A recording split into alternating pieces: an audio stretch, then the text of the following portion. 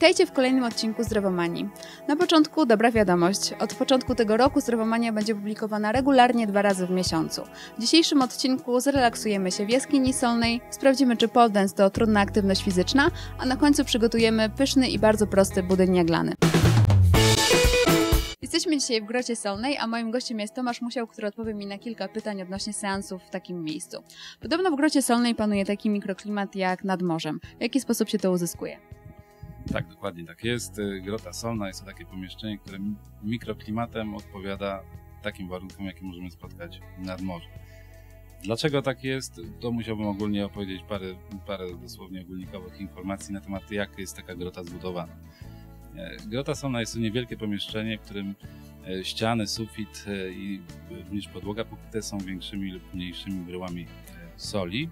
W naszym przypadku jest to sól, która wydobyta została z kopalni soli w Bochni. Dodatkowo w takich pomieszczeniach są jakby montowane specjalne urządzenia, które odpowiadają za dodatkową emisję różnych mikroelementów, które znajduje się w soli. I również w solance, także solanka jest to taki roztwór wodny z dużą zawartością soli i różnych zawartości minerałów. W związku z parowaniem tej soli wydobywają się z solanki z brył solnych, wydobywane są na powierzchnię tutaj do tego pomieszczenia różne mikroelementy, takie jak jod, sód, potas i te wszystkie mikroelementy, które są niezbędne w prawidłowym funkcjonowaniu naszego organizmu. Groty solne stają się coraz bardziej popularne w Polsce, natomiast to, na co ja bym chciał Państwa uczulić, jest to, abyście wybierali groty solne wykonane z naturalnych surowców. W naszej grocie solnej zastosowano same naturalne bryły solne, które łączone są ze sobą żywicą, a nie żadnymi środkami chemicznymi. Na ścianach jest i tutaj w grocie jest około parę ton soli, tego może nie widać, ale musicie mi Państwo wierzyć na słowo, parę ton różnych brył soli. A jakie są wskazania lub przeciwwskazania do wizyt w Grocie Solnej? Właściwie do groty solnej może przychodzić każdy. Przeciwwskazań jest stosunkowo niewiele.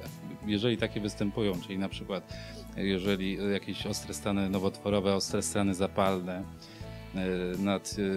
nadczynność tarczycy czy wrażliwość alergiczna na jod, to wtedy niezbędna jest wizyta u lekarza. Niech specjalista określi, czy możemy w takiej grocie przebywać z danym problemem, czy też nie.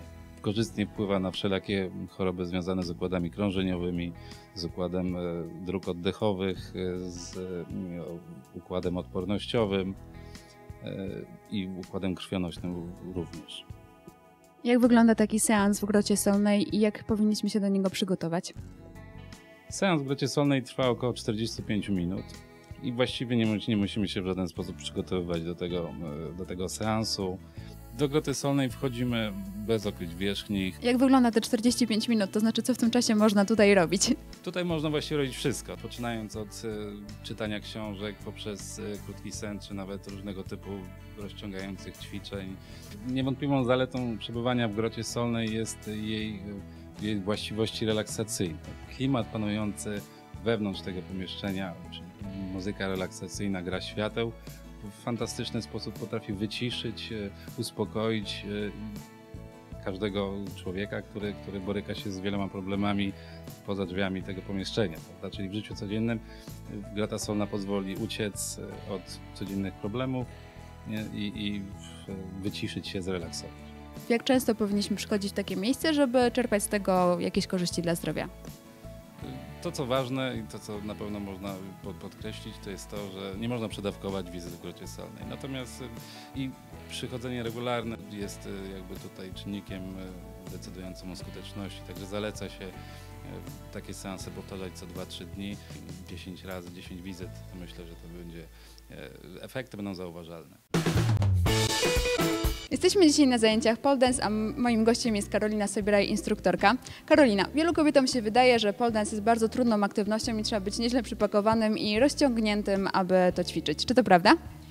Nie jest to prawda, ponieważ zaczynamy na pierwszych zajęciach od łatwych rzeczy. Również stosujemy ćwiczenia siłowe, także ciało powoli się wzmacnia. Z zajęć na zajęcia jest coraz silniejsze, coraz bardziej elastyczne. Dbamy o to, żeby całe ciało jednocześnie pracowało, czyli obie strony, i prawa, i lewa. Czyli pracujemy i nad siłą, i nad rozciągnięciem, a przy okazji świetnie się bawimy. No właśnie, jakich korzyści dla sylwetki możemy się spodziewać po uczęszczaniu na takie zajęcia? Przede wszystkim całe ciało się ładnie kształtuje, mięśnie są bardziej wyrzeźbione, bardziej widoczne. Oczywiście nie jesteśmy tak przypakowane jak kulturyści, natomiast mięśnie są ładnie zarysowane. Również można się spodziewać tego, że troszeczkę schudniemy, będziemy miały lepszą kondycję, lepszą wydolność i jeżeli chodzi o partie ciała, to na początku, jeżeli robimy spiny, czyli podstawowe takie obroty przy rurce, to na początku na pewno wzmacniają się ręce, plecy, brzuch. W dalszych częściach już jeżeli wchodzimy na rurkę, robimy jakieś figury do góry nogami odwrócone, to również pośladki, uda, łydki, no całe ciało się wzmacnia. A na co jeszcze powinniśmy się przygotować, ponieważ słyszałam, że początki bywają trochę bolesne. Bywają bolesne, ale też nie dla każdego, zależy kto jaki ma próg wytrzymałościowy. Jeżeli chodzi o siniaki, to tak, na pewno będą się robiły w momencie, kiedy zaczniemy wchodzić na rurkę. Mogą być uporczywe, mogą być bolesne. Skóra też nie jest przyzwyczajona, żeby ściskać kawałek metalu, także na to trzeba się przygotować, że na początku może być troszeczkę boleśnie, natomiast później już ciało się przyzwyczaja i nie odczuwamy żadnego bólu. Ale na pewno warto. A jak się ubrać na zajęcia? Bo myślę, że to pytanie każdy sobie na początku zadaje. Na zajęcia przychodzimy w krótkich spodenkach, w koszulce z krótkim rękawem, ewentualnie w topie. W późniejszym czasie również będą, ponieważ ciało jest nam potrzebne jako przyczep na rurkę, będzie nam potrzebna również talia, brzuch, więc w późniejszym czasie również stanik sportowy albo jakiś krótszy top. Ewentualnie możemy podwinąć koszulkę.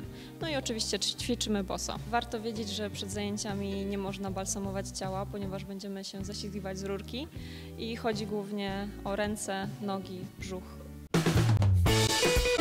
Głównym bohaterem dzisiejszego przepisu będzie kasza jaglana. O jej bardzo wielu pozytywnych właściwościach możecie przeczytać na moim blogu. Link do wpisu podam Wam w opisie pod filmem. Przygotujemy dzisiaj pyszny i bardzo pożywny budyń jaglany. Kaszę jaglaną gotujemy około 10 minut w podwójnej ilości wody, to znaczy wody dajemy mniej więcej 2 razy więcej niż kaszy. Co ważne, aby kasza nie była gorzka, należy najpierw przelać ją zimną wodą, a później wrzątkiem, a następnie wrzucić do wrzątku i w nim ją ugotować. Ja już mam ugotowaną kaszę, zaczynamy od przesypania jej. Następnie dodajemy mleko, jakiegokolwiek używacie, może być roślinne, może być zwykłe. Ja na początku daję mniej, później najwyżej będę dolewać, jeśli się okaże, że budyń jest zbyt gęsty.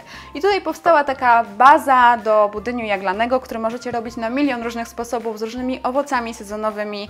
Ja dzisiaj przygotuję taką wersję zimową, czyli z przyprawami korzennymi, bananem i daktylami i orzechami.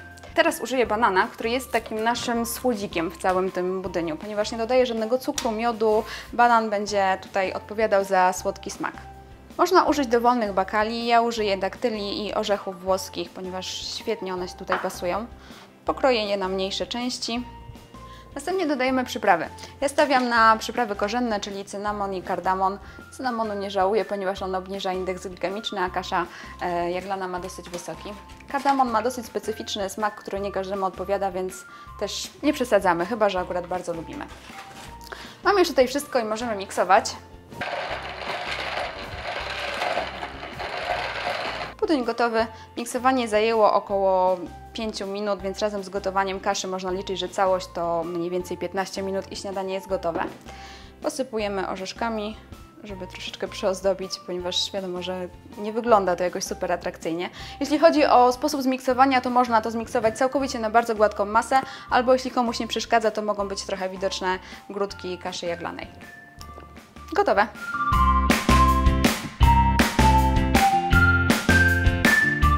Dziękuję Wam bardzo za oglądanie. Zachęcam do subskrypcji naszego kanału oraz do zostawiania łapek w górę. Do zobaczenia w następnym odcinku.